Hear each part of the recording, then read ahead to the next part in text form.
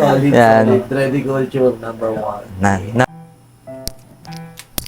Okay, part 2. Part 2. So, client namin ngayon is Repair. At kilala to sa music scene dito sa Laguna, especially sa reggae scene. Yan. Si Benji ng Ispachonkis.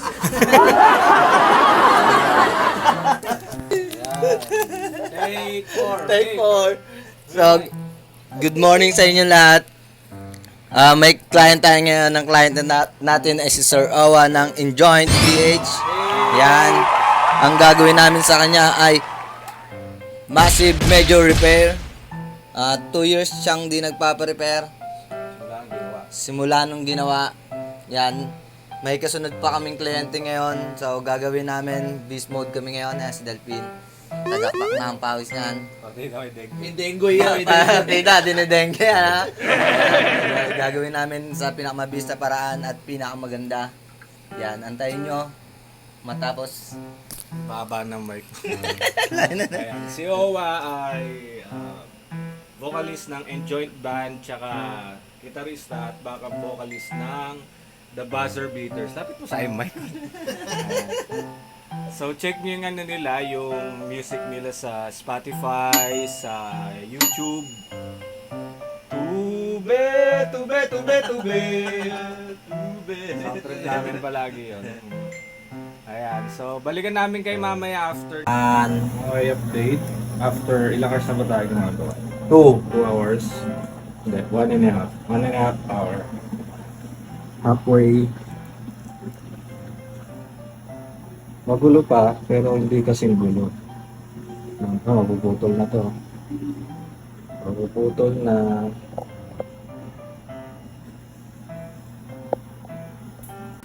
Okay, yan. Nasa treatment process na tayo. Tagal nag-loading. Tapos sperm. Ayan, pero kita na kaagad yung yung progreso ng pagkaka-repair. Siyempre, maganda yung part na to. Ako gumawa niyan Ayan. Pagkatapos ng treatment process, magano kami direct hit ng aming UFO. Yan ang gagawin na UFO na yan. Habang na pinoproseso yung yung treatment niya para ma-absorb ng buhok. Pampalambot at the same time tutulong sa lock para mas intact, mas tight yung pagka-lock. Medyo hinabol namin yung sectioning part kasi 2 years. Given na yun sa 2 years na walang repair, mawawala talaga yung sectioning. May mga part na na makapal talaga yung pagkaka-section. Ano to standard ba to? Parang medyo malaki sa standard yung size no. Huwag mo tamaan yung may huwag mo tamaan yung may kulay. Medyo malaki siya sa standard no. Parang nasa medium size siya. Large na yan, sir. Ha? Pwede din, no. Pwede din. Pero titingnan natin, paninipisin natin sa treatment. Yun.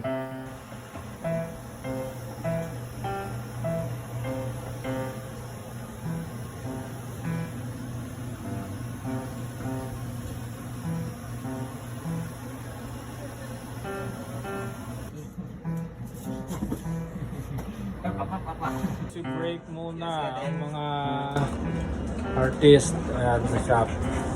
Habang ang aming client na si Tube-Tube ay naglilipad-lipad. Nililimlim pa ng aming UFO. The UFO. Siyempre, MNP, 100 dreadlocks ng banot.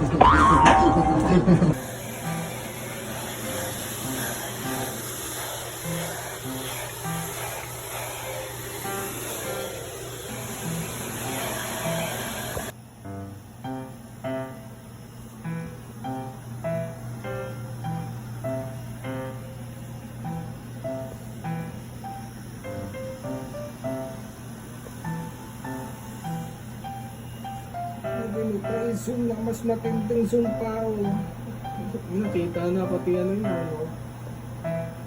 Pati yung mga atoms.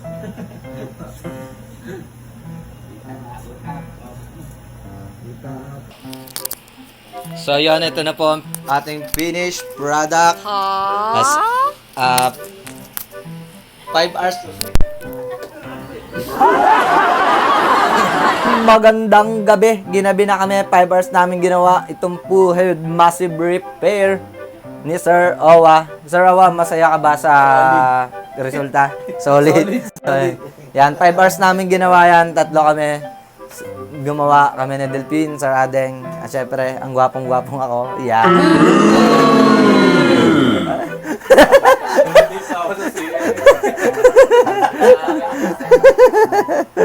Yan. Sulit ba? Kita nyo naman ang before and after. Titiana 25 gay na ibabay. Solid, Yan. solid. Ready culture, number 1. Number 1 in intergalactic planet. Ano yung tatanong kay Owa? Kung ilan na yung jowa niya.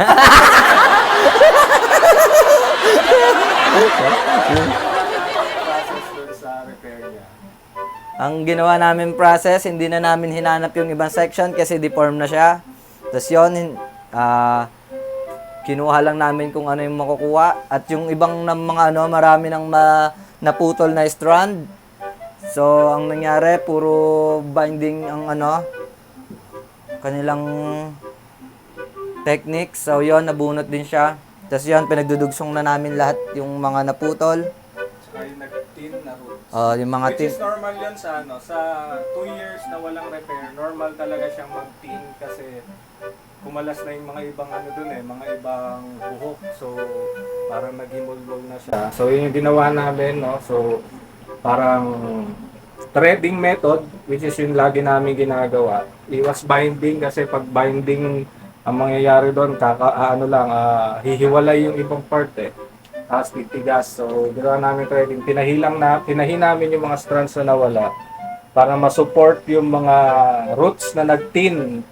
So, mas mas tight ngayon, mas skinny. mas manipis yung ibang part. Yan. Tsaka na siyempre with the help of yung aming Upper spur. Original. Aqua spur extracted from African teak. Sinipsip pa ni Delphine. So, yung naging final result ng gawa. Yan. Makikita nyo naman. Yan. Yan ang dreadlocks ng pangmayaman. Zoom natin para kita yung atoms. Wala na, hindi na kinaya ng zoom. Ayan. Ito siya. Ayan. Okay, so ano ba sabi mo, Jai? So, ito ang yayaman ng dreads. Hindi masakit sa mata, tingnan. Malinis, mabango, makintab, at laging maaasahan. Ayan. Kita nyo naman. Quality. Hindi ka manghihinayang. At mabilis. Sige, saan tayo makikita? Kami ay makikita sa Laguna, Bel Air, Santa Rosa. Laguna. Sa page, makikita nyo kami sa Facebook, Dready Culture by Adeng Maron. Sa TikTok, ganun din. Sa YouTube, ganun din po. At sa mga mag-inquire, PM lang kayo. PM is the key. Hanapin nyo lang kami. Yeah. Makikita nyo lahat ng information sa aming page. Maraming salamat po sa lahat ng mga sumusuporta. Oh yeah.